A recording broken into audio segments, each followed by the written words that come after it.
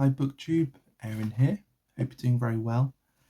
Today it's going to be the second in a series of videos that I'm hoping to do for Poetry Thursday. I'm making my way through The Penguin of Modern American Verse. It's quite an old anthology, and so a lot of the poetry in here isn't contemporaneous with us, but it's what was considered modern in the 1950s. It'll have a lot of familiar poets in here. It starts off with Emily Dickinson. So the last time I did a Poetry Thursday, we were reading some Emily Dickinson. Today it's Edwin Arlington Robinson, whose name I don't really know that well, but I don't know, it sort of rings a bell. And one of the poems that I'm going to be reading kind of rang a bell as well. So I'm not too sure. I have sort of skimmed through this anthology in the past, so it might have just been there was something about the poems that I remembered from the first time. I'm not sure, or whether I've heard someone else read them, or again, I'm not entirely sure exactly why it's ringing a bell. He was born in Maine in 1869, so one of those poets who kind of straddles the end of the Victorian period and the early 20th century. He won the Pulitzer Prize three times. So his collected poems in 1921, and then in 1925 he won it for The Man Who Died Twice, and then in 1928 for Tristram, which had a sort of Arthurian sort of thing about it. And one of the poems I'll be reading sort of has a bit of an Arthurian element to it. So we'll start with that one, and it's called Mina Chii. So here's Mina Chii. Mina Chii, child of scorn, grew lean while he assailed the seasons. He wept that he was ever born, and he had his reasons. Miniver loved the days of old, when swords were bright and steeds were prancing. The vision of a warrior bold would set him dancing. Miniver sighed for what was not, and dreamed and rested from his labours. He dreamed of Thebes and Camelot, and Priam's neighbours. Miniver mourned the ripe renown that made so many a name so fragrant. He mourned romance, now on the town, and art, a vagrant. Miniver loved the Medici, albeit he had never seen one. He could have sinned incessantly, could he have been one.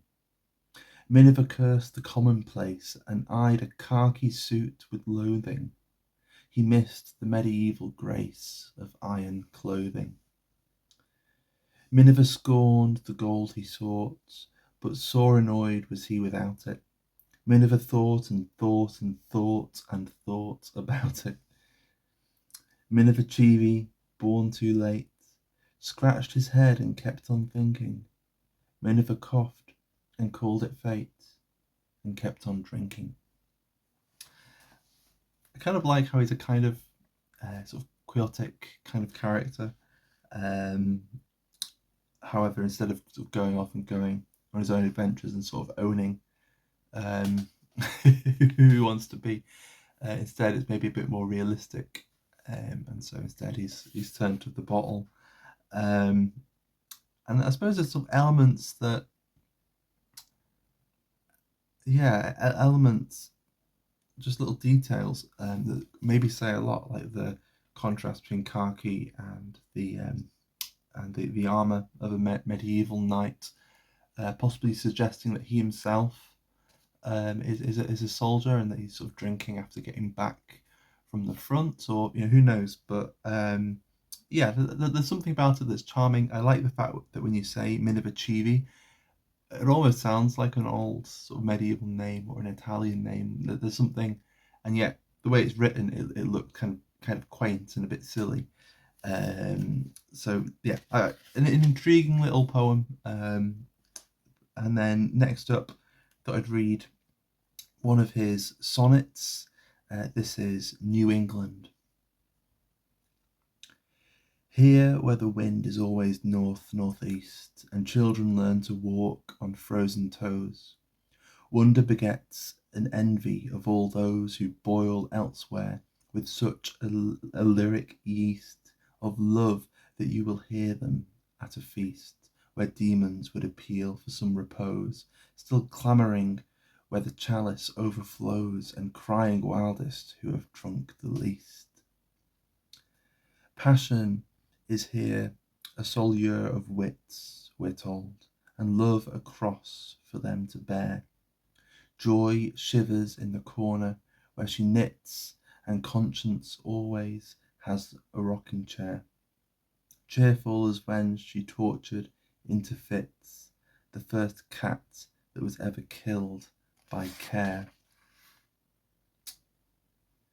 It's interesting. I sort of slipped up in a couple of places, mainly because the first sort of 2/3 or so of the sonnet is one run-on sentence where there isn't any punctuation. Oh, there's punctuation in line 2, and it keeps running on and on and on until line 6. And so there's just these long periods where it sort of goes on and on and on. And with the way that the rhyme scheme is set up, you maybe expect there to be some kind of break with the line break, and yet it doesn't. It keeps going. It sort of reminds me of early Robert Lowell, maybe. But yeah, it's interesting. A poet I barely know at all. And actually, next time it'll be yet another poet I barely know at all. So next time we'll be looking at Edgar Lee Masters, and then after him there'll be a poet who, at least I'm familiar with their name. So that was Poetry Thursday for this week. For hopefully not too long, and I'll be back with another poem from the Penguin Book of Modern American Verse sometime soon. All right. Thanks for watching and take care. Bye bye.